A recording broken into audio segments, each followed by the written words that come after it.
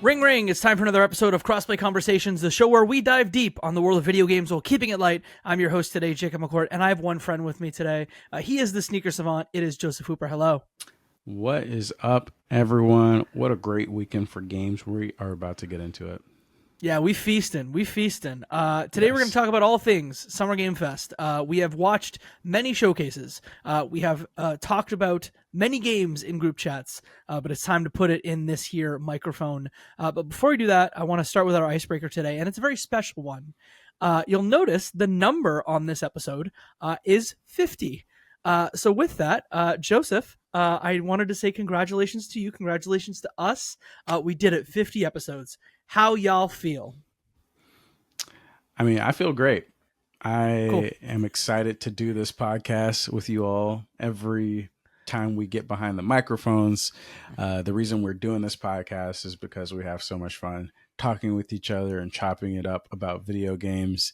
Even behind the scenes, I'm really excited to see like the evolution of all of us, especially our boy Luke, with like his evolution as a producer and a director and like a thumbnail artist. All of that stuff has been really fun to witness.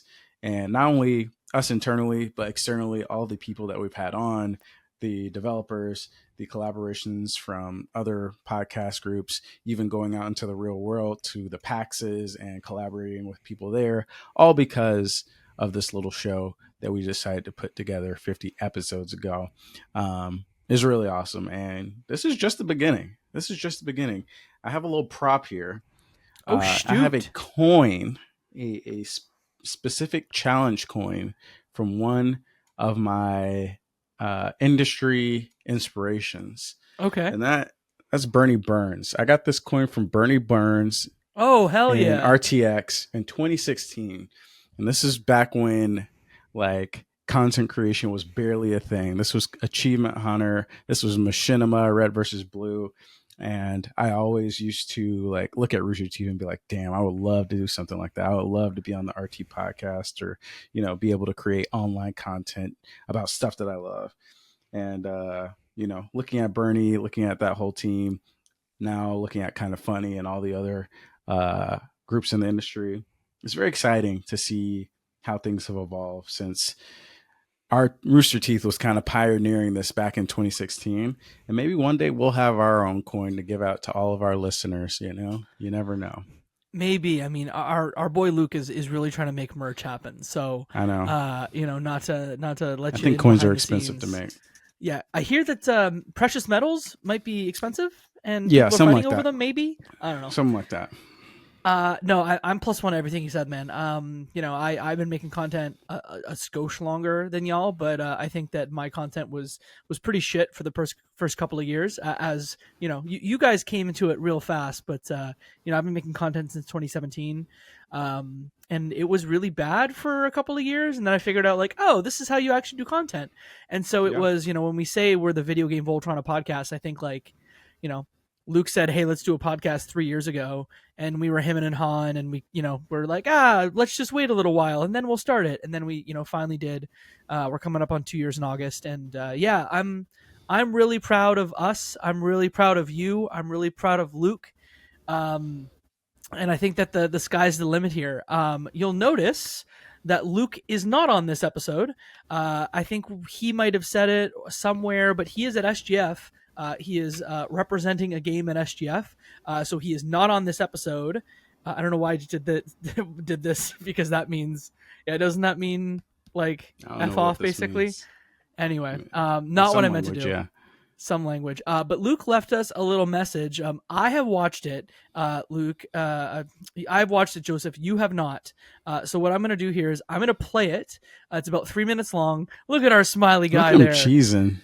Look at him cheesing. This is why you need to watch the YouTube version. You can find it at you know, at Crossplay Conversations on YouTube. Make sure to find us there. But we're gonna play Luke's message about episode 50. What's up, everybody? It's me, Luke, coming to you from the land of moving and weddings and just generally too much stuff going on.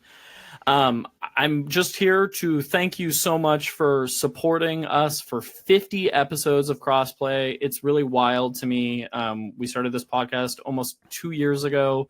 I have loved every second of it. Getting to podcast with two of my best friends in the world is an absolute blast, and I'm honored to do it. It remains one of my favorite things that I get to do and be a part of. Jacob and Joseph are the best. They're the best collaborators. They're the best people. And like I said, I'm just honored to bring you the show every other week. And I think we're really hitting our stride these last few months, especially. I think we've had amazing opportunities and amazing guests. And I think our coverage has been really stellar. And I'm really excited for the future, which brings me to my next point. I'm also here to tease some upcoming announcements that we have, some content, as well as just, we like to have some sneaky, cool secrets happen in the background that'll come later. But y'all, the listeners, get to know first scoop what's going on. So you're listening to episode 50 right now. The boys are breaking down what happened at SGF. I'm not on this episode because I'm at SGF, so you'll hear my thoughts at some point, but I'm sure it'll be a good time. Next episode, Jacob and Joseph will be breaking down all of their thoughts on Switch 2. They both are getting the Switch at launch. I can't wait to hear their thoughts. I'm going to write in some burning questions like, is the new Pro Controller cool? Does it feel nice? Are the back paddles worth your time? Should I buy a camera when I eventually get a Switch 2? Is that necessary? All the questions you want to know about it, they'll get to them. After that, coming up in August, we are going to have our 2-year anniversary spectacular episode. We'll be ranking our combined 50 games of all time, top 50 games. That's a lot of games. We've played a lot of games, so there's going to be some fun debates. We're playing in some kind of game show elements, so I'm very excited for that one. But rest assured, on top of all of that, we still have some special content that we'll be announcing around our 2-year anniversary in August and towards the fall. I don't want to say much more, but I think those of you that have followed our content for a long time, I think you'll be very excited. We'd like to say here at Crossplay, we're just getting started, and I truly, truly think we're just getting started. We have some really, really exciting plans for the future. And with that, I got to go pack because I got to move in days, not weeks, which is kind of scary. But much love, y'all. Cheers and happy gaming. Take care. All right. Well, What a guy. That's it. And, I would love to take this opportunity to follow up, Luke, and say, it's right. What you were thinking is absolutely correct. We are launching a TV show Yes. starting in the fall. It's a big announcement. I know Luke tried to keep it a little secret, but I felt like, we just had to go ahead and get the news out there. So stay tuned for the Player TV show. Nope, wrong podcast. Or sorry, that's another TV show. You're requiring crossplay conversations on the same network. On the same network, yeah. Uh-huh.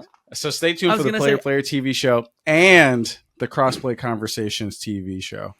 Luke, can I make another announcement also about what's coming in the future? So obviously we have a TV show. We need to take it, to a point where it's even more IRL. So we're also launching a theme park, the Crossplay Conversations theme park. Absolutely. Coming Paperwork to, just got finalized. It totally did. Coming to Renton, Washington, very soon. Yeah. And to cap this off, and we still got more secrets, but to cap this off, I will announce that the crossplay console is in the works. We just got sign off from the hardware. A ton of exclusives, like Jimbo's Big Journey. I know you guys are waiting for that one. That's a really exciting one that's been in development in collaboration with Nintendo, believe it or not, for a long time. So we're excited to bring Jimbo's Big Journey to the crossplay console pretty soon here. So yeah. Yep. We've got to send a quick note to our head of hardware, Tommy Tallarico, to make sure that we can continue to share details. But that game, Iggy's Wrecking Ball 2, we're working over here. Yeah, absolutely. So that's just a little tease, everybody. Hope you enjoy it. This is what happens when Luke isn't on the show to keep us under control. Exactly. Now Luke has to bring all these things to life. He has to cash in these checks. So. Yeah. Any other checks you want to write for Luke to cash in later? No, not currently. Maybe at the end of the episode. Awesome. Like we said, our next episode is going to be covering Switch 2. So look for that. in a week or two. I think we need to connect offline Hey. about timing for that. But with that, let's talk about all things Summer Game Fest.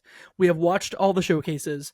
We will not be going through each individual showcase game by game. Impossible. Because impossible. And we won't even be going through the big ones game by game because that would also take 4 hours. Impossible. So what we're going to do here is we're going to talk in depth about Summer Game Fest, Day of the Devs, the Xbox Showcase, Wholesome, and then we are going to go in and just talk about other things we saw on the weekend that we want to talk about. So overall, Joseph Hooper. I was gonna propose a thing. Can we like give our thoughts on each showcase as a whole, and then go through our games of after we've let's start with Summer Game Fest. That was the big one. It's called Summer Game. They've taken over the E3 mantle. Summer Game Fest. Dang, I wanted to do like a little prop, but I don't have a prop. I wanted to take. You ain't got an SGF prop? Oh, you want to take the gloves off? The gloves off because I have a lot of games here that I am excited to talk about here on the showcase or the podcast and everything. But unfortunately, I do have to say it. Summer Game Fest this year was damn near buns. It was kind of buns. I'm not going to lie, in my opinion. I just felt like we did a lot of regression. I feel like Jeff has been refining and defining, you know what I'm saying? Over the past couple years. I feel like the TGAs last year we were really hitting a stride of like, damn, this is about as dialed in as you can get for this type of thing. I don't remember SGF last year that well, but I also feel like I remember thinking, oh yeah, he learned a lot of lessons from the previous years. This year, I just felt like it was just not that it was, I don't know, maybe it was misdirected, but I just felt like it felt like there was something missing. There was some sort of like vision missing to kind of drive it home that this is the premier spot for video games announcements and whatnot. And that may be because Xbox stole all of the, multi-platform announcements. Maybe we'll get to that later. But I just didn't feel like there was a theme. I felt like the games and the way the games were placed were kind of just random. Yes. The Resident Evil tease, I didn't really like. I don't, teasing is fun and everything, but when you do something and you have to wait for like 30 minutes, 45 minutes to get the payoff of that joke or that, fake out, I don't really love that. So yeah, overall for a showcase that is, I think it always comes back to this showcase is like 2 hours. It's very long. So when you like reflect back on like what you saw during that time and how you spent that time, I don't think that there was a ton that justified the run length this time. Which, is not all in Jeff's control, but I feel like it probably could have been framed a lot better. If you don't have a lot of games, sure, put some bits in there. I know people don't love the stage bits and everything, but find a creative way to kind of build that show out. So that's my only thoughts. I thought this is probably one of the worst SGFs, in my opinion, because I feel like they do typically get better and better after each year. But it is what it is. I'm not going to complain. I guess I did just complain. So you just did complain. Look, we all know how difficult it is to put showcases together. Now that the man has to put together 3 coast showcases in a year, you, in my opinion, always end up with an ABC every single year, and that's just like, hey, who's ready, who has an asset they can show, whose marketing calendar lines up with SGF. There were a lot of samey games, and again, Jeff's can only pick and put up what is given to him. But there were tons of, post Elden Ring sort of games that are out, tons of anime games, and just a couple of announcements that I was wildly excited about. So I would say it's, I never think of SGF as going to be the A show. I always think like, hey, there might be some bangers. So I guess I was whelmed. I was like, yes, I set my expectations appropriately, and therefore the show kind of hit where it needed to. I think if anything, the kind of solo dev narrative is something that I kind of wish we would get away from a little bit. I'm trying to, and I think that that's just a reframe. That is, hey, there are games coming from the outside of the industry, the fringe of the industry, that are doing big numbers, and we love that. And I think just having that small reframe fixes the problem.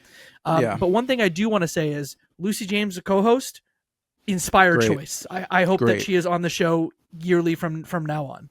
Yeah, that was awesome. You forget that she's a real presenter. Like she's basically a presenter. I'm like, oh, she's very good at this. She's very good at speaking and being on stage. Yeah, I also appreciated that she was really integrated on the main stage. I know in the past, you see a lot of Sydney Goodman, and I'm sure Sydney Goodman, there's a good chance she'll be back for the Game Awards.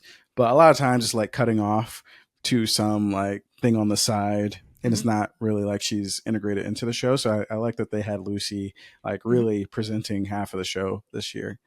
And just one more thing. Yep. I agree with you, everything you said. I just think like opening the show with Mortal Shell 2, when it looks kind of like Souls-like, generic, I'm like, we had a lot of games in there, like Felt That Boxing, I feel like would have been a crazy show opener. Yes. And I'm not quite sure why that wasn't the thing. I don't know if you pay more to open the show, if that's like a thing, or like how this is like produced. But I feel like if you just sit down and watch this start to finish 2 hours, you could probably see some puzzle pieces, some components that you could have shifted around to have like better cadence of things, but that's just me. Well, I think allegedly what happens, and again, this has been reported on, so this is just, hearsay. But allegedly the way it works is there are paid slots and there are slots at Jeff's discretion, where they're sort of offered to teams that either have a huge announcement or like a game that he just thinks is cool. So in my mind, I don't know. That to me struck me as a non-paid, like Jeff chose that. I mean, and that's great, but there's 3 games I would have picked just off the dome that could have been there. Like the new RGG game would have been crazy to open with. Oh yeah, absolutely. The new Scott Pilgrim would have been crazy to open with. Like Out of Words. Like yes, there were a lot of reveals that people pop for that I'm like, I feel like Jeff, the new Drinkbox game could have been there too. I just feel like Jeff has a pulse on things, and his pulse did not reflect really in this cut of the awards this year, or the SGF this year. And the things that we'll never know is like, hey, was there actually a different opener that pulled that Mortal Shell was 2, and like we pulled so late that we had to start with Mortal Shell? Yeah, there are things we'll never know about the show. Yeah, 100%. Cool. Tell me about your highlights. We've got about 8 or 9 here. Do you want to maybe start with Unreal Puppets? That was wild. Like it was just kind of like crazy. What are we? Also, like I was paying attention, but I wasn't quite fully understanding what Jeff was prefacing the trailer with. So he was like, new puppeteering animation. I was like, oh, I think this is just like a system. I didn't think he meant literal puppets. So like when we like got into the trailer, I'm like, what the fuck? And then you hear the puppet trainer curse, call him like a sack of shit or something. You're like, wait, what the fuck? And then you start seeing the HUD and you're like, wait, what the? It just kept escalating.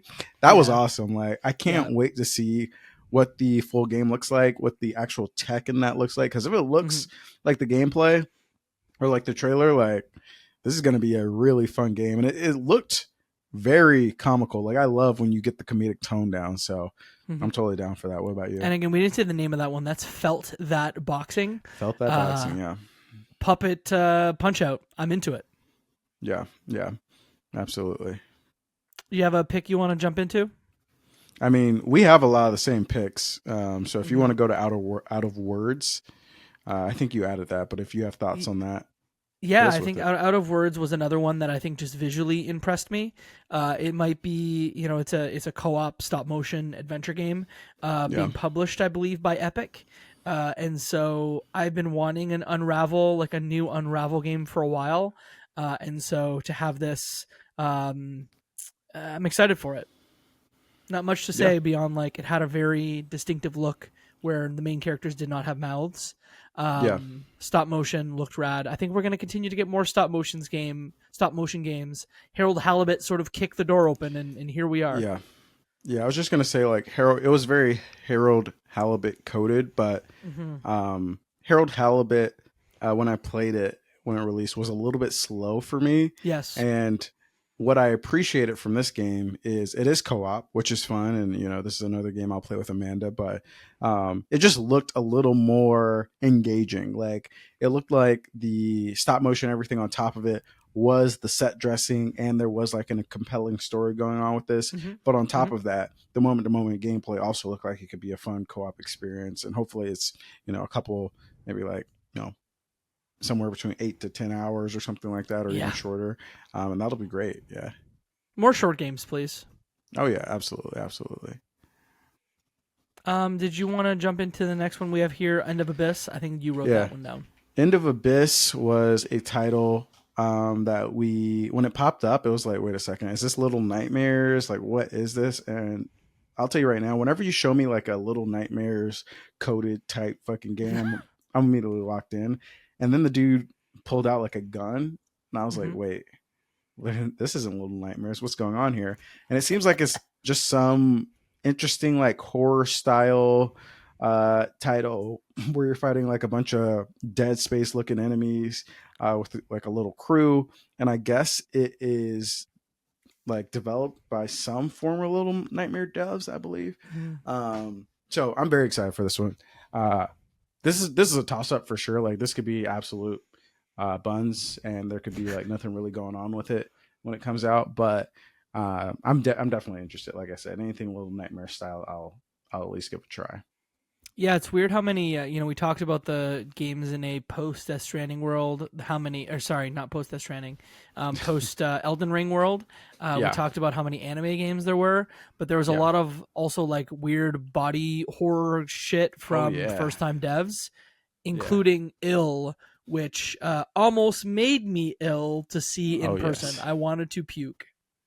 Yeah, that one was wild. I think this was kind of the one that stood out and grabbed a lot of people's attention from this like showcase, because one, the graphics looked incredible, especially for what I believe is a new studio or like a first project being funded from Team Clout.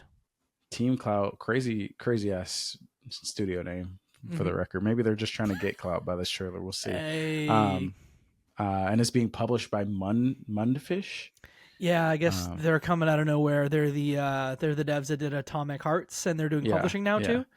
So everybody's throwing. That's their the hat with the baby running with a GoPro attached to him, right? Yeah, the baby had the GoPro, and then you're like, "What the fuck is this sick ass shit?" And then it cuts to the character just like kicking it with realistic physics, and it's just hilarious. So I don't know. This looked like very inspired. Like, yes, there are a lot of horror games coming out, and everybody wants to try their hat at horror games, but whenever you see someone with very unique designs and very inspired vision for their horror, I'm pretty interested. I can't play this. I'm too big of a baby. I can't play horror video games, but I might watch somebody's playthrough of it.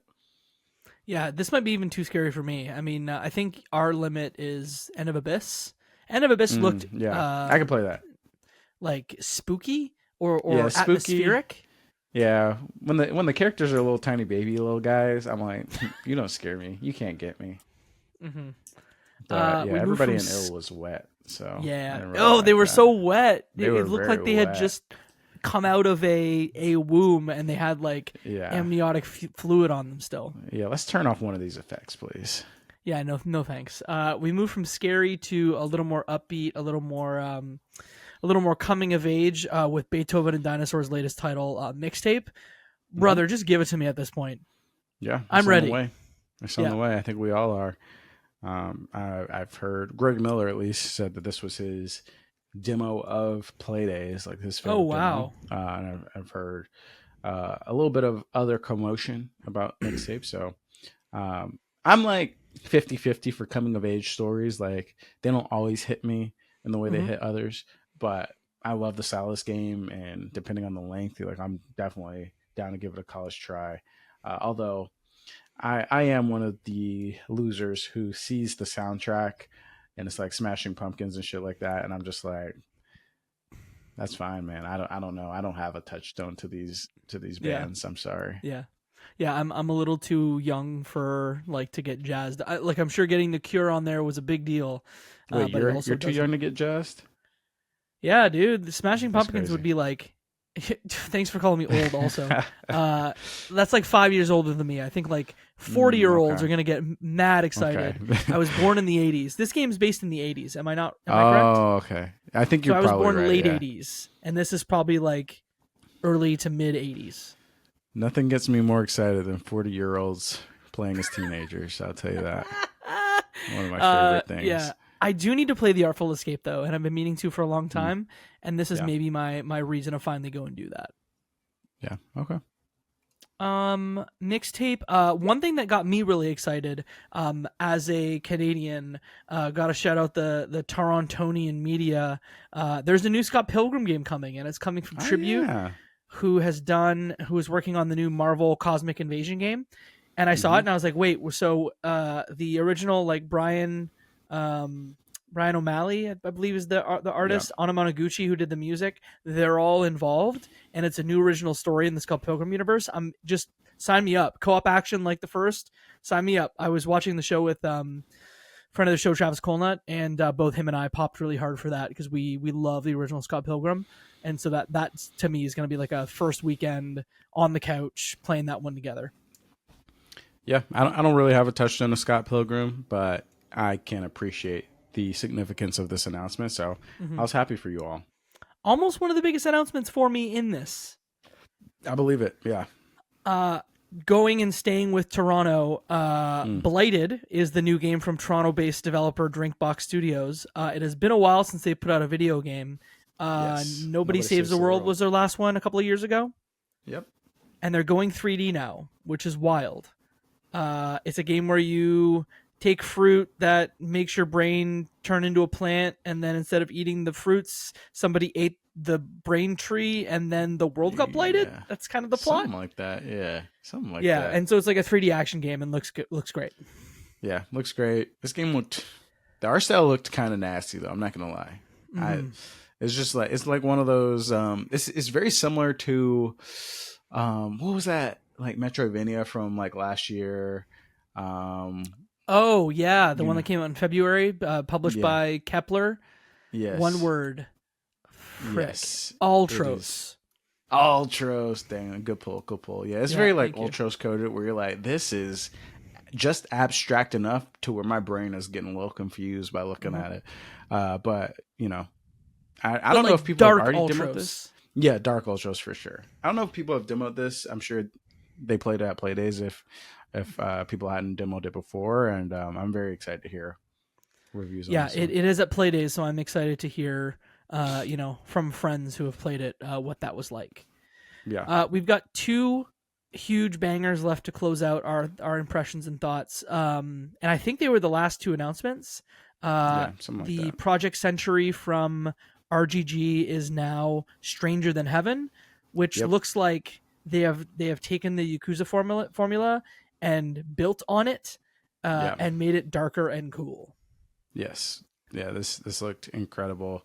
Capcom, one of the best publishers out right now. One of the best, like, team, I think this is Sega. Is it not Wait, Sega? Is this Sega? Sega. Actually, well, Capcom. Are you thinking about Prismata or what? Actually, I'm thinking about Pragmata. Yeah, that's true. Pragmata, thank you. I guess in this case, RGG specifically, one of the best teams out there in terms of how fast they're churning stuff out. RGG is one of those teams where you're like, wait, what? Like, really? You just put out like Pirate Yakuza, or like even in the case of when Pirate Yakuza got revealed, you're like, what the fuck? Like a Dragon just came out like a couple months ago. So, this looks crazy. Like, and I like that there's like a little, I don't know if it's like sci-fi or whatever aspect on top of it, where this is all taking place within a century. So you're going through different time periods, which is very cool. So I'm very excited, like how this actually plays out when the full game drops. Big agree. We got faked out earlier in the show Yeah. when the producer director of RE9 said, "Hey, a little longer," and then a little bit longer was, "Hey, just wait till the end of the show," because the show closed with Resident Evil Requiem, which is the 9th game in the series. For a little while, I'm like, "Is this another Kojima game at the end of the show?" And then I was like, Yeah, "Is I this was a like, Quantum Break huh? game?"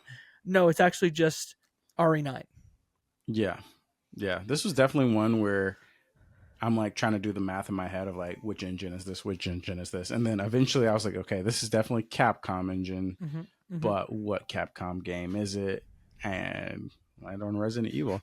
I'm not really into the Resident Evil franchise enough to know, oh yeah, this is situated here, which means this, and this. But it looked pretty cool. Like I liked what they were setting up. So I'm excited to see what the full game is going to be like. Yeah, I didn't. I played about an hour of 7, and it didn't pull me in. But it was one of those ones where I'm like, not right now, but maybe someday.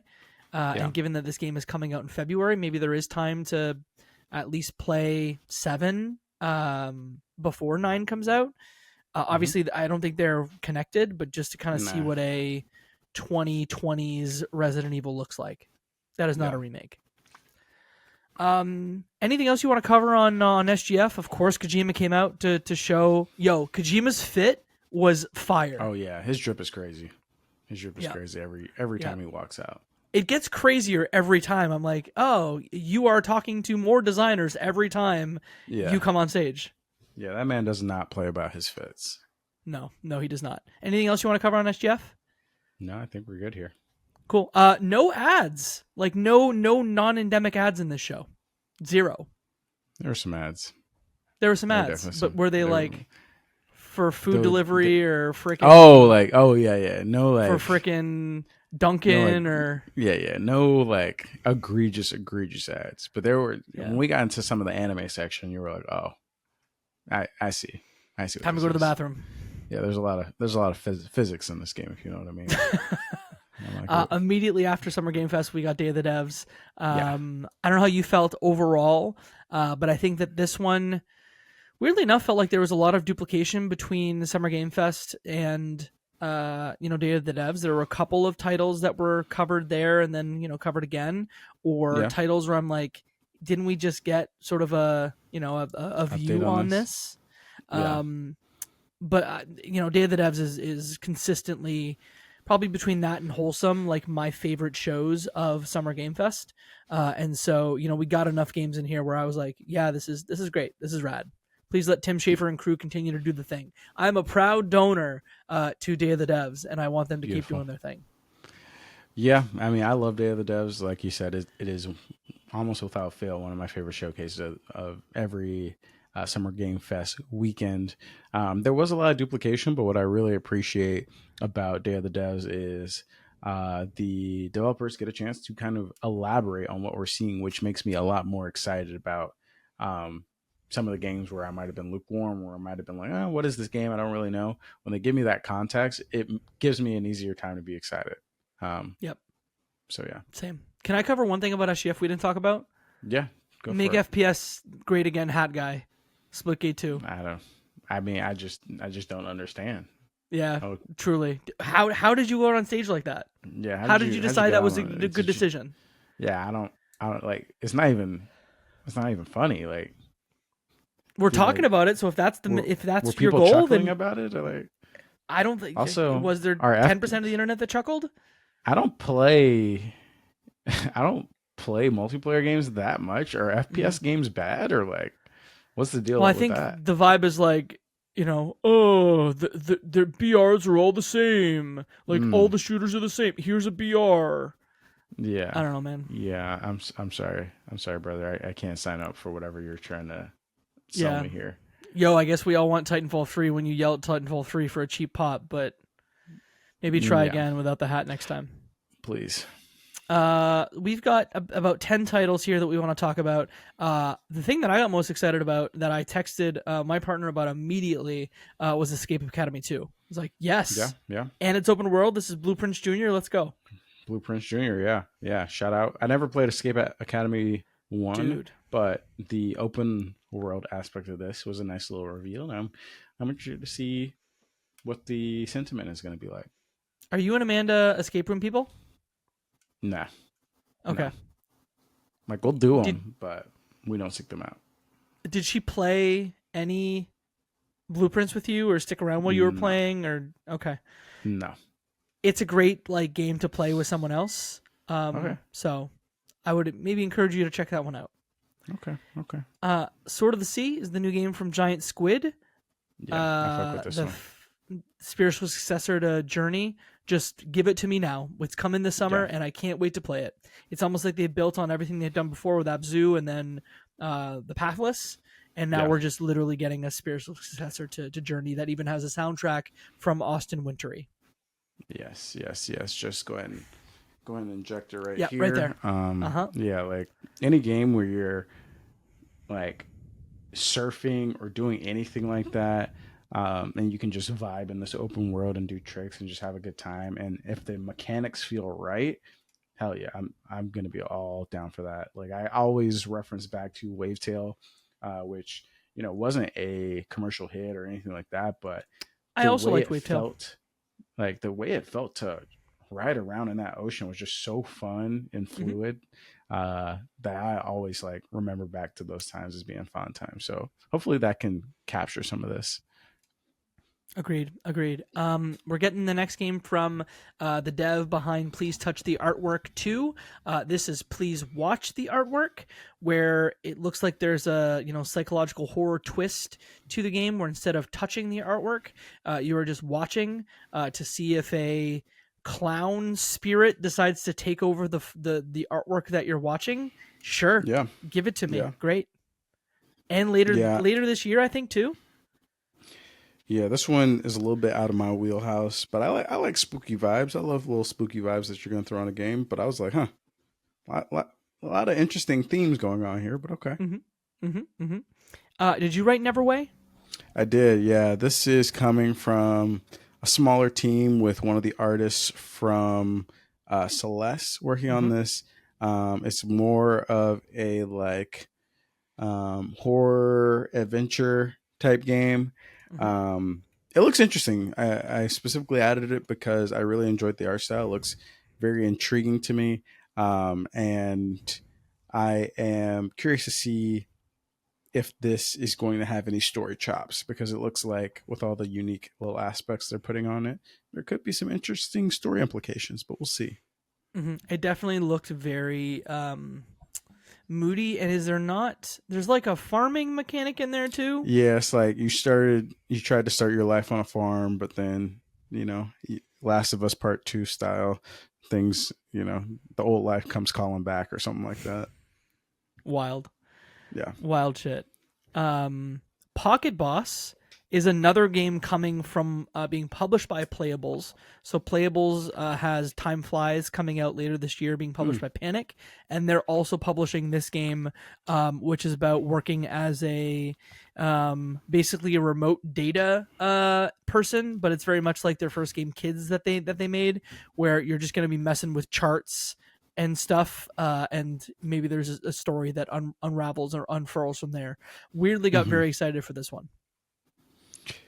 Yeah, I don't have many thoughts on this one. I kind of zoned out a little bit because I was like, wait, what a second chart. This is reminding me a little too much of my employment life. Let me disassociate real quick.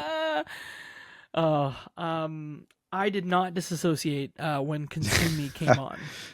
Yeah, I don't know about you, but I'm excited for this one too. This is one that has gotten a lot of hype.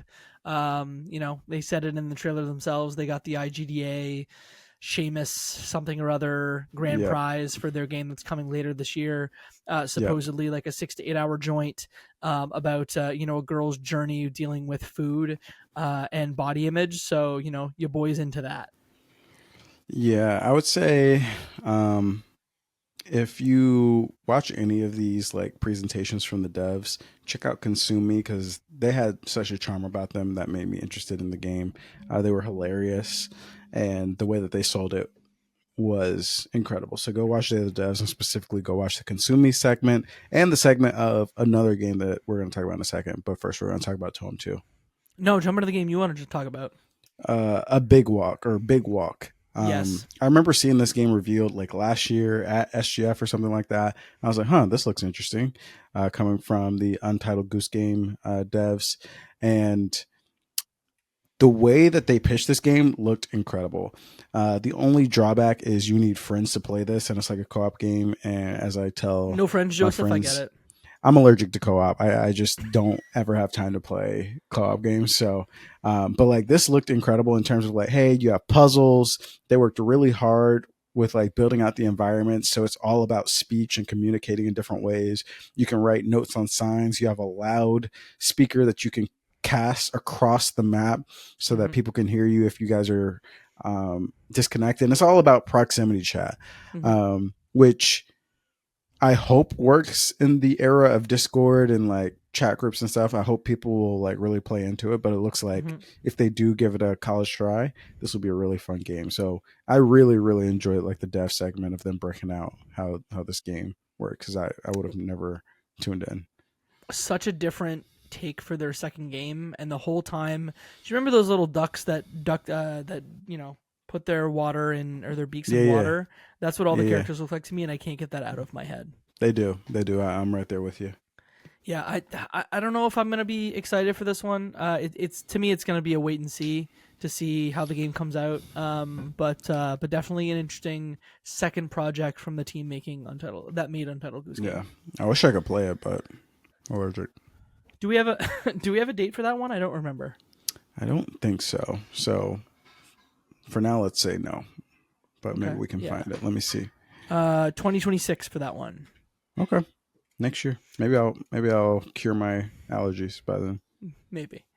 We got a pair of twos left to close out Day of the Devs. Yes. Toem 2 and Moonlight are 2. Toem 2 really looks like they just updated the first game, made the art style maybe a little more mature, a little more intricate, and you can move around. Your character can jump and climb things now. So look, I like Toem a lot. It was from my memory, like maybe a 4-hour experience where you just take pictures and interact with characters in a very cute way. Where your character almost looked, if you remember like Captain Toad's Treasure Tracker, the perspective is sort of like that. Where it's like almost an isometric perspective on the world, where you're in sort of small areas and move between them. Look, if they just want to give me more Toem, I'm into it. Did you play the first Toem? I did not play the first Toem. It was a little too cozy for me. I need a little more like same thing substance? Like with a little more substance, a little more like interactivity and action happening to keep my little ADHD brain churning. So, dude, I can't believe it's been 4 years since Toem came out. I feel like that was just yesterday. I did like that they talked about adding like characters that are guiding your stories within the game. Like that little bit of the trailer looked cool. Moonlighter 2: The Endless Vault is our final game on this slate. 3D Moonlighter, I'm in. Yeah, absolutely. This looked awesome. What sold me from this like little dev demo was them showing off the bosses, and I'm like, oh, that looks like a nice twist on top of the formula. And yeah, just being in the 3D space and seeing what they can do with that is going to be awesome. So this looks great. I'm excited to get my hands on it. And it sounds like we got a window for this one, and so it's now going to be summer of 2025. So, and that one's a Game Pass joint. So look, if I will be there, day one. Say less. That's our thoughts on Day of the Devs. Why don't we quickly actually talk about what was next? So on Saturday, we ended up getting Wholesome Games. And shout out to the homie Jenny Wyndham, aka Kim Chica, who put that one together. I always appreciate that they have tons of great hosts on the show. Then from my opinion, as a non-cozy gamer, there's definitely like a tranche of games, basically farming sim or anything of the like, management of a store or whatever. There's a lot of those games where I'm just like, I'm gonna tune out for this. But then they have, the cozy non-farming management sim games that I adore. And so there's always, 5 or 6 games that either get a date or get revealed. And I'm super stoked about it. And I feel like that's what I got here. Yeah, absolutely. Echo everything you said. I'm probably even a step further view where, like I said, ADHD brain means like if we're doing things that are chill and cozy, my brain is immediately kind of turning off. But they did have a couple things that piqued my interest. And also, yeah, just the vibes and the pacing. I feel like this is one of the showcases that knows what it is. And because it's catered to a specific audience, it can really lock into that formula. And I feel like the way the showcase was edited and directed and all the hosts were fantastic. So Just quickly on this, we got a trio of dates of games that we've known about or talked about before. Squeakross Home Squeak Home, which is a Picross / furniture game where you play as a mouse. That one got released on the day, so it is now out on Saturday. And Heyo. hearing from folks like Seth Sturgill, friend of the show, is stoked about it. So I'm excited to jump into it. Is This Seat Taken, which is a Wholesome Games Presents title that they are publishing from Potty Studio. I hope I'm saying that right. Potty Studio. Potty that one's is crazy. Potty is crazy. It's Potty. It's literally spelled Potty, and I pottied it. Is This Seat Taken's coming in August. And so stoked for that one. That's like, hey, arrange people on buses in theaters per their specific particularities. It looks like a cozy PC ass video game. And then Everdeep Aurora from Eastbrid, one that we're both stoked about, which is this like Game Boy Color digging game that's like very, sorry, I'm gonna say Ghibli-esque, but feels whimsical in that way. And that one also got a release date for July, so I think that one's July 10th. A lot right around the corner. Everdeep Aurora is one that I was talking to Jacob and Luke, and I was basically like, this is one of the eternally imprisoned games at PAX West and East, where it's like, all right, Everdeep Aurora is here for demo. And you're like, I've been demoing this game for what seems like an eternity. So the fact that the release date, I love when a release date is like, it's like a month away. You're like, whoa, that's kind of lit. So very excited to get my hands on that one. A former PAX West game of show for crossplay? I think so, yeah. PAX East, PAX West, one of the two. It has gotten a game of show from us because it's been great. And then one I wanted to cover quickly from, this is the Berlin Apartment. This one looks like a Gone Home ass, first person, let's say the word, walking sim. This one comes from BTF. It was at PAX East. I did not try it, but heard a lot of great things. This one's also November. Any other thoughts on Wholesome, my guy? Very wholesome. Very wholesome. Final big showcase we're going to cover is Xbox. We just watched it together right before this. We did. They banged. That was a good showcase. Can you repeat what you said to me about like the way things are paced when we were watching it? Oh yeah, I was just saying basically like whoever is in charge of putting together these showcases, and I feel like the cadence started about 4 years ago. So my thought is that when COVID happened, they were like, oh, we're going to move to digital and we want to hire someone to help us do these new style showcases. This person or this team, they are great. Cause like it just, the pacing is crazy. It's just games. Like very few times do people step in. And I feel like a lot of times there's enough gameplay where you can get an okay sense of what the game is. And you're really getting a wide variety of games when you hit these showcases. So I always expect the Xbox showcase to be phenomenal. I think this year was no different. A lot of games that spoke to me directly, which I love. So I'm excited to jump into it. Yeah, I think Xbox. I still have feelings about Xbox and the things that they've done as a business in the past 2 years, so I will recognize and check that. I think they have a marketing problem where they have too many ways to talk about games. Like I always think of who is the person that is tuning into this or clips from this where they just like have an Xbox or a PC. Do they understand like Xbox Game Pass versus Xbox Game Anywhere versus it on X on S? What do you mean it's on cloud gaming? They just have like way too many marketing terms at the moment where I really think they need to sit and think and go, cool, man, is Xbox Play Anywhere just how we're going to talk about the fact? And look, if every game is Xbox Play Anywhere, do we even acknowledge it and talk about it anymore? I think they have a marketing problem they need to figure out. Yeah, there's definitely some challenges to that, especially because Xbox Play Anywhere is not an Xbox exclusive thing, like Mm-hmm. a first party exclusive thing. It applies to some third parties as well. Um, I think their one benefit is that their ecosystem is so non-ubiquitous, like in terms of adoption rate. Like the people that actually know what these things are can kind of look and spot it out pretty quickly. And new people, 9 times out of 10, are not going to even care. Like, okay, I'm not even playing this on Xbox. So now that pretty much everything is third party, this is in a way kind of becoming the new SGF, the new like showcase to watch, because it's now becoming a thing where PS5 gamers can tune in and have stuff to look forward to. PC gamers as well, obviously, and I don't know, Switch. I didn't see a lot of Switch logos this time around. Maybe next No. year we might start seeing some more Switch logos in the Xbox showcase, or maybe we'll get some post showcase announcements. A lot of, very quick sidebar. A lot of Switch 2 absenteeness coming. Yes. Thinking about like us coming right off the release, you would think we'd have more announcements this weekend talking about we're supporting the Switch 2, but didn't really get a lot of that. But Next to none. besides the I fact, think when I think about yeah, games that are pretty going to much be on nothing. Switch 2, it was like Planet of Lana 2, which we'll Yeah, talk about. I think was one of the only times where I'm like, we both pointed out, we were like, a Switch 2 just the logo. logo. Yeah, But beyond that, I can't name another game from the weekend that had a Switch 2 logo in it.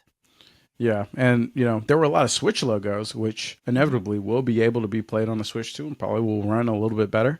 But yeah, maybe next year, once people actually have more dev kits in their hands, or the actual hardware, they'll be able to, develop for the console a little better. But let's jump Speaking of into some of hardware, the. Oh yeah, I forgot we I- did have a hardware reveal. we have an Xbox Ally, I guess. Yeah, we do. Can I just say the thing? Say the thing. That hardware does not look great. That is an not very ugly pretty. handheld. It is an ugly duckling, that's for sure. Yeah. Yeah, the hardware space the handheld hardware space is tough. I know there's a lot of people that enjoy their ROG Ally. A lot of people who would like to have like that freedom of Windows. I mean, I don't know if there's a lot, but there are a few people who like to be Who able to wants a download their Game Windows Pass handheld? games and stuff like that. Is there anyone? Not specifically Windows, maybe just for the Game Pass native downloads. But Yes. I'm a Steam Deck boy, so I'm more Same. interested in like, can we lock down this OS? Can we make an Xbox OS that is lightweight, that doesn't involve side loading the entirety of Windows? So hopefully we can get there. But yeah, this was ugly. I don't know the price. It's probably gonna be very expensive. $1,000. You watch. 1,000 USD, which means probably like 3 million Canadian dollars. So yeah, I don't know. We'll see. The ROG Ally today is like It's $800, right? Yeah. Yeah. We don't have And a price like, point yet, but I'm sure we will soon. I didn't. You said there's a Linus Tech Tip video where he Yes. actually has it. I don't know what the differences are between that and this one. If it's just like better hardware, or if there are some compelling features that would make you want to get that over the standard ROG. But we'll see. And it sounds like there's two of them also. There's going to be an Ally and an Ally X that are exactly the same size. But between them, there's just some different, different specs on them. The ROI Ally is $800, so I bet you it's gonna be around that. Yeah. Imagine paying $1,000 for a handheld PC. If it was a Steam Deck 2, I'd do it. Yeah, fair. Let's move on to some of the games. The show opened with High on Life 2, which I thought looked rad. Yeah, I'm a little lukewarm on this one. No pun intended. Lewis. Because old baby boy's not here. Because I just didn't finish High on Life, the original. Like I got maybe halfway through, and then I was like, I kind of get the gameplay. So we'll see what the second one looks like. I enjoyed the humor enough in the first one, so if they can really level up the gameplay, I'm totally down for a High on Life 2. Wait, that's coming this year though, ain't it? That is coming later this That's year. kind of yes. crazy. That's kind of crazy. I'm surprised we didn't see a little more gameplay. Yeah. Squanch must have been cooking on that for years, because the first High on Life came out in 22. Yeah. You popped wildly hard for Clockwork Revolution from In Exile. Yeah, this was one of my games of the show. This was very BioShock coded, a little bit Dishonored coded. This is just like one of my perfect styles of game where we're talking about RPG. Your choices matter. Things in the world are changing. You have a lot of customizability for like interesting weapons, interesting abilities. Like it just had the whole 9 yards. And also, I just love the dialogue that was in there based off of the gameplay they show. Like this was no shit. Like in my opinion, this is one of the best trailers for a game I've seen in a long time. Just because it reminds me of that classic E3 of we're seeing a lot of gameplay. Yep. And I was watching the Kind of Funny stream and they were all like, is this game coming out like tomorrow, like right now? Like why is there so much gameplay we're seeing? And they said in due time, so it's still cooking, maybe 2026, 2027, who knows? But the fact that they have so much of the game already complete, and they were confident enough to show it off is amazing. I'm very, very excited about this one. I felt like they just keep ratcheting it up. It was, you had said it, but at one point they were like, and look at all the weapon customization, and oh yeah, time travel, RPG mechanics. It definitely felt, you said some of the inspirations. It also felt like, sort of an Obsidian Bethesda style. We saw the Outer Worlds 2 both at the start and at the end in its own separate showcase. And I felt like, yes, a steampunk version of Outer Worlds 2 that is also sort of a Western. That's what we got here. Yeah, yeah. I guess part of me wonders sometimes if Xbox, provides data to their studios to say, like, these are the things that players like. Because a lot of their portfolio has seemed to have gotten more homogeneous over time, and I feel like that is direction coming from the mothership. Look, unless In Exile really wanted to make this game, but In Exile is not known for this style of game, so I do wonder if this is orders from headquarters. Yeah, I mean, that's definitely possible. I also think that at some point you if you're the team at In Exile, you kind of just know that, like, if you're getting the funding to make something a little bit different, like I think we talked about the audience for the previous In Exile titles. The name is Wasteland games. Wasteland, yeah, like Wasteland 3. I know the people who played it loved it. It was reviewed very well, but you're just not going to reach that audience. So maybe like once they got picked up, they said, hey, we have the opportunity to do something a little bit bigger. And I know In Exile is very known for having these decisions within Wasteland really affect things. And it looks like they were trying to bring that DNA here into this game. So I don't know. This one, yeah, it is very homogeneous, especially with the Obsidian games. Like, they're very close together. But it seemed like at least the mechanics of this one seemed a little more involved and intricate. Like there was a lot. Like it seemed very ambitious, is what I'll say.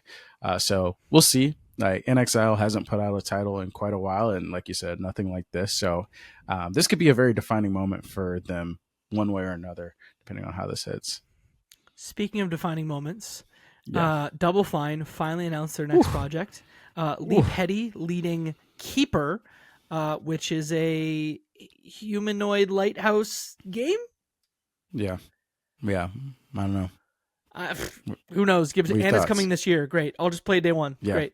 I mean, yeah. Say less. Double Fine. Say less. I don't need. I'm kind of excited because I think the rumors were that their next project was Kiln, which was like that multiplayer game that they showed in the documentary. And like, although that looked cool, I was like, I'd rather not have a multiplayer game because I'm allergic.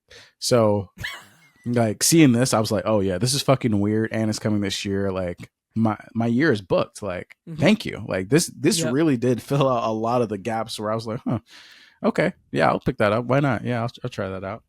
Yeah, when I'm going to play in the summer, when I'm going to play in the fall, it's already decided. We don't need any more games. Oh wait, please stop the video games. Wait, and I know we're almost hitting an hour here, but we forgot to mention during the Xbox Ally section, Sarah Bond came out, said a bunch of stuff. I wasn't really paying attention. But what she did say was that this device would be able to play Silksong at launch, which Yeah. means that Silksong reconfirmed for 2025. Now, there are some question marks because it was a very roundabout way of confirming that Silksong was coming this year. Sure was. Especially because we've already done this song and dance before. We've done the all games this year will be playable day one within the next 12 months or whatever. So this could is Xbox going to have egg on their face again? Am I actually not going to be able to play this game on the ROG Ally? I don't know, but I am not going to crash out because they gave me a glimmer. They gave me just another tease to hold on to for the next cycle. Sorry, I need to correct you. You said same song and dance. You meant same Silksong and dance. Oh yeah, sorry. Uh-huh. Yeah, Silksong and dance. You're right. Yeah, my bad. It was supposed to. They have been teasing a drop for. Well, they've been making changes to the Steam page for the last couple of weeks, right? Yeah. They haven't been teasing anything. They've been radio silent. Us, the gamers, are trying to get any fucking granule of knowledge that we can out of the movements of the team. So everybody, I was hearing Shadow drop this this showcase. I was hearing, coming in July. I was hearing a lot of stuff. The streets were whispering, and the streets were all wrong. I gotta say. The streets were wrong, but maybe not about At Fate's End, which is the new title from the Spiritfarer dev, Thunder Lotus. Neck Swords. Tell me about it. I mean, this game looked sick. Like, one, I enjoyed the neck swords, the throat swords. Throat swords. How dare I? Yes. There was a guy who pulled an axe from his back or whatever. And then there were a couple boss battles they show, which looks like some really interesting time dilation type combat mechanics. I don't know. This just looked very different than most games that were in this showcase and most games I've seen recently. So the art style really got me, and I'm very intrigued. I'm also intrigued in that one. I forgot that 33 Immortals is only out in early access. I was chatting with a different group of friends, and I was like, wait, hold on. Is this 33 Immortals? No. Is that out yet? I forgot. Is it out? It's in early access. I'm not crazy, right? It's in early access, I believe. Yeah, I thought the game had been released, but apparently not. So who knows? Honestly, who knows? Who knows what's happening there? I mean, you can buy it. Oh yeah, you can buy it on the Epic Game Store, but it does say early access. So yeah, it's out, but in early access. Yeah. Tell me, I think I knew it immediately. I saw the trailer and I was like, this is a Planet of Lana sequel, and it definitely is. Planet of Lana is one that we've all played at PAX. Claire Helmberger, friend of the show, spouse of the show, future spouse of the show, I guess. She really loved it. She played through it. This just said, hey, maybe I should give Planet of Lana a shot. It seemed like a slow game, so maybe this one will be a little bit quicker. But I definitely was intrigued by a sequel. Yeah, Claire's gonna pop for this. I never finished Planet of Lana, so shout out to them for putting all the spoilers at the end of the game into this trailer. That was really sick, awesome. Yeah, I don't know if I'll play this. It looked great, but like you said, the first game was a little too slow for me. But if it comes to Game Pass, maybe I'll try and get back on that saddle. We'll see. Mudang, 2 hearts. How did Mudang do it to us? Yeah, I don't know. I don't know what Mudang doing, but I'll tell you what. This was one of these trailers where it's like, if this game ever actually touches the ground, ever actually sees release, this could be sick. This looked like vaporware, where I was like, what's going on here? Why is this little teen girly K-pop girly doing stealth espionage alongside this Tom Clancy looking motherfucker? I just don't understand what I'm looking at, but it looked sick. And there was control looking aspects where there's a dude flying and doing a huge ground pound. I'm like, I don't know, man. I'm down. Yeah, I felt the same way vibe-wise. I thought we were getting Quantum Break 2 for a second in the showcase, but it actually was the last announcement of the show, and it was just Blop 7. Milo Ventimiglia, who is plays Rocky's son in the Rocky movies, also he's on This Is Us.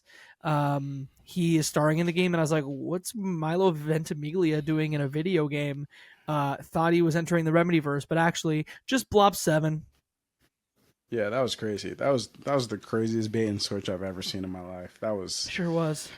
That was insane. But I mean, hey, maybe the single player is that good. Maybe it's like that insane. I doubt it, but sure. Look, I played Blop 6. It is the first Call of Duty game I've probably played in 10 years. I played the single player and I went, yeah, that was totally fine. Serviceable. That was Okay. summer blockbuster. That was popcorn. It's fine. So maybe I'll play Blop 7 because Milo's in it. Who knows? Okay, we'll see. We'll see. I'm a big fan of This Is Us television show. You're a big fan of Invincible. Yep, So I you mean- saw Omni-Man and you were like, oh, Yeah, I was like, what's going on here? Look at the posters back there. Obviously, big Invincible fan. Invincible fighting game. Unfortunately, I'm not the biggest fighting game guy. So I'm not really paying. I'm not going to pay real money for this Invincible fighting game. If it was on Game Pass, I would try it out, but I'm not paying $30, $40, $50, $60 for this. But it looked cool. I love the art style. It kind of looked like Dragon Ball Z Fighters, Yeah. Fighter Z. And I don't know if the roster is going to be that deep. They definitely have a lot of characters. how many characters do they have in Invincible, really? I mean, they have a lot of characters. I mean, definitely 30 plus for sure. oh, really? If you're getting into randos, like kind of like side people, yeah, you could probably fill it up pretty quick. But yeah, I don't know. It looked cool. It looked like a combination of Dragon Ball Z Fighters and Mortal Kombat. How will it hit with the public? I don't know. We'll see. We've got a few more we want to cover here from the Xbox showcase. You wrote down Beast of Incarnation. Yeah, Game Beast of Freak. Reincarnation. Yeah, this Beast was of fucking Reincarnation. crazy. You see the Game Freak logo at an Xbox event, and you're like, "Yo, what is actually happening here?" You just see a Game Freak game that's not running at 12 frames per second. I was just even more confused. I was like, "What's happening?" They made a real, actual video game that runs. I'll see it when I believe it. I'll see it when I play it. But this looked sick. I love the vibe of this. I love like the cinematics. I don't know exactly what it's about, but this was hitting all the right vibes for me. I was like, Game Freak, you guys might be able to redeem yourself for what you did to Scarlet Violet. Maybe we'll see. You've also got Blood of Dawnwalker on here too. Yeah, Blood of the Dawnwalker, another one where I'm like, hey man, if we're getting a like action adventure with a little bit of stealth and killing vampires and stuff like that, I can totally get down with that. There was a section where he was like walking sideways up a wall, really sick. But I'm gonna need to see more gameplay. It was just like a cool little, oh, this is a cool new project that we can check out. So yeah. I popped really hard for one of the first trailers in the show, which was the Super Meat Boy 3D trailer. It comes from not Team Meat, but I did go and look at the team that is making it, and their past game looked a lot like what they've put together here. This one is, the developer. I'll get the developer for us, but it very much looked like some of their other titles. So, look, Meat Boy in 3D. Sure, let's do it. Sick. We're back in 3D action platformer, 3D platformer. I'm totally down for it. Say less. As soon as I saw the 3D in him platformer, and I was like, "You guys got me sold out. How much money do you want? Go ahead and take it from me now. I'll give you my bank details. Actually, I think it's Game Pass. So, sorry. So just give Microsoft your money. Yes, sir. You guys already got your deal. I still can't find the dev here. He's looking. But I did look. He's looking, folks. While he's looking, I'm going to go ahead and lead us into the next one, which is the Final Fantasy reveal. Square Enix finally giving Xbox sloppy seconds for what PlayStation and PC have had for a while now. We saw the reveal of Final Fantasy VII Remake finally coming to Xbox alongside Final Fantasy 16, which is dropping today. I mean, I think it was inevitable. I mean, maybe not inevitable. For a while, we were like, damn, Xbox may just never see a Final Fantasy game on their platform. It's here now. I think Square Enix said that, okay, we are actually not making enough money on these projects that we want. We might as well take the little effort to port it over and see how many copies we can sell on the Xbox, especially because these people have been asking for it for years. So I don't know. This might be. What do we think about Square Enix exclusivity with PlayStation? I mean, obviously the last title of the trilogy will be exclusive. I think that's probably already been Exclusive figured for out. how long? A year, 18 months? Yeah, probably a year or so. But I mean, we still haven't gotten Rebirth announced for Xbox. So, but I do think going forward, we might see a new Square Enix being like multi-platform everywhere. Yeah, the dev costs are just too damn high. Yeah. We can't do single single console dev anymore. The team that's putting together this game, I finally found it, being developed or co-developed by Team Meat, Sluggerfly, and Head Up. And then the dev that I ended up looking at was Sluggerfly. Some of their past Sluggerfly. titles, especially their last one, Hell Pie. Go look it up. Hell Pie Oh, looks I do very remember much that one. like, yo, that Yeah. looks like this game. Yeah. Yeah. Okay. And the last thing I want to cover really quickly is we finally have an official reveal of the Persona 4 remake. I picked the worst possible time to finish Persona 4 last week, and then we get an Yeah. announcement of Persona 4 Revival, which just appears to be the P4R and P5R treatment for Persona 4. Hmm. So a big announcement there. That's the Xbox showcase. We're quickly going to run down some of our other picks from the past week of video game announcements. There were too Yes. many. Why don't we start with the state of play and some of the stuff we love there? Lumines Arise, a new Lumines game for those PSP and PS Vita sickos. They finally get their new PlayStation Lumines game coming from the team that made Tetris Effect. So I'm sure it's going to be wild and fun. Romeo is a Dead Man, which is the new Suda Oof. Grasshopper manufacturing game. Sure, just give it to me now. It Great. looked so good. Looked so damn good. Looked so damn good. First Light, the first time that we've seen the 007 game from IO Interactive, a young James Bond before he becomes 007. Unsure at this point if it's going to be an action game. It seemed more action game than I was expecting. We're getting a full showcase in July. Did you feel the same way? Yeah, there were a lot of mixed thoughts on this one from across the internet. Me personally, I'm sold. Like, I know that IO will most likely bring their environmental interactivity into this game, like, using different objects, X, Y, and Z, to interact with enemies. But then I love like the action layer that they put on the top of this. It looked pretty high octane, high pace, a lot of cool sequences. But I don't think that IO is going to compromise their creativity when it comes to like letting players tackle missions or objectives in interesting or cool ways, whether that means like a cool arsenal or whatever.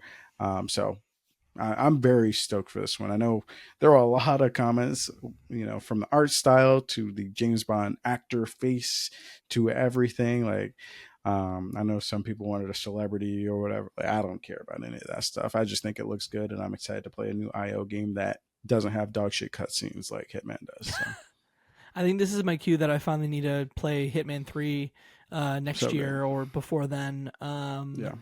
And I was going to mention, that in the Summer Game Fest, one of the best celebrity tie-ins or celebrity activations that Keeley has ever done. Let's, give Keeley his flowers there. Mats Mikkelsen comes out Gotta with love IO it. Interactive to talk about an event that is launching in Hitman 3 where you can play against Le Chiffre, portrayed by Mats Mikkelsen. It's an Hmm. in-game event that is going to be in the game for the entire month of June into July. A cool activation, and Mats Mikkelsen actually he didn't go overboard. He didn't seem like he didn't want to be there. He was Yeah. perfectly whelmed, and I want to shout out because can you think of a time when a celebrity appeared at a showcase and he just did his thing and didn't make a big deal out of the fact that he was there for a game showcase or hated his entire life? Uh, Harrison Ford. Yeah, he was super stoked to be there last year. Yeah, So that's stoked. my So yeah, stoked. that's my pick. Do you want to talk about the Arc Systems Marvel fighting game that's coming? Yeah, this one was the big surprise of the Sony State of Play. That one was absolutely sick. The art style is amazing. This is, I said I don't play fighting games. This is my one of the like next 2 years where I pick this up, try it Did you out, play just Fighter have a Z good or time. Guilty Gear? I did play a little bit of Fighter Z. I never bought it. Didn't play Guilty Gear, I've played it, never bought it. I did buy Street Fighter 6, and I Okay. bought Dragon Ball Z, whatever the last one's name, Sparking Zero. Yep. So those were the last two fighting games I played. Um, Adding the Marvel characters in here and like that, just that unique Japanese art style, has sold me. I'm totally down to try this out. I'll probably only play it for a week or two, but that'll be a great week or two that I play it. Agreed. That's stuff in the state of play. We've got some odds and ends here.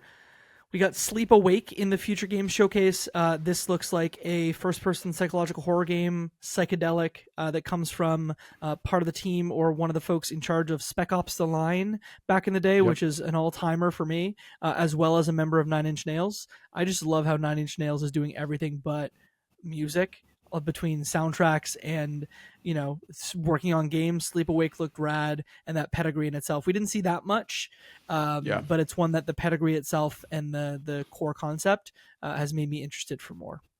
Looks very promising. Yeah. And then you've got to Call of the Elder Gods and Egging On as your final two.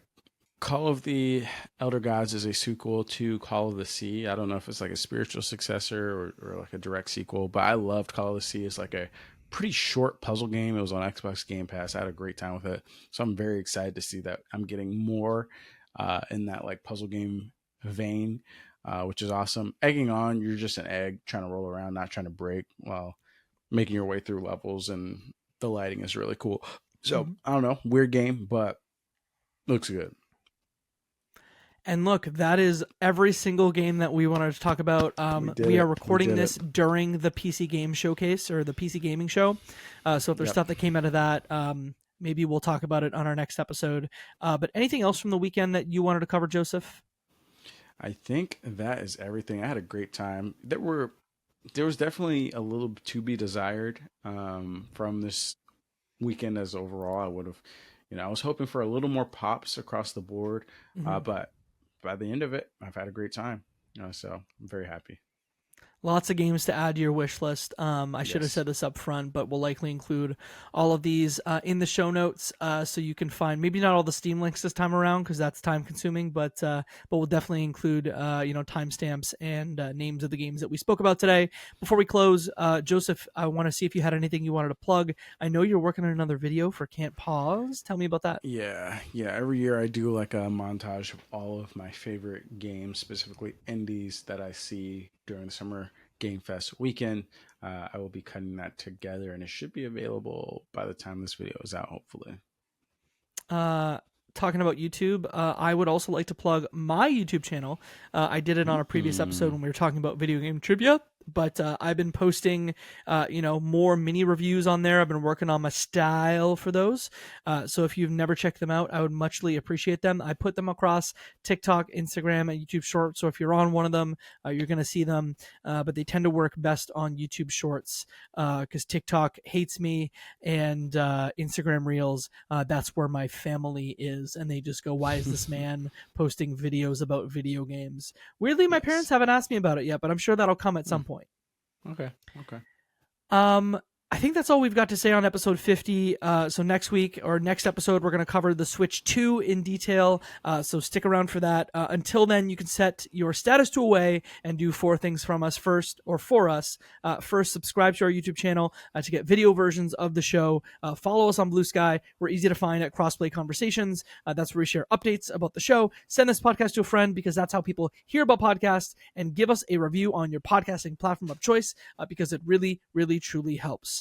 With that, my friends, we're closing out another episode, and we say, gamers, we feasting. Gamers, we feasting.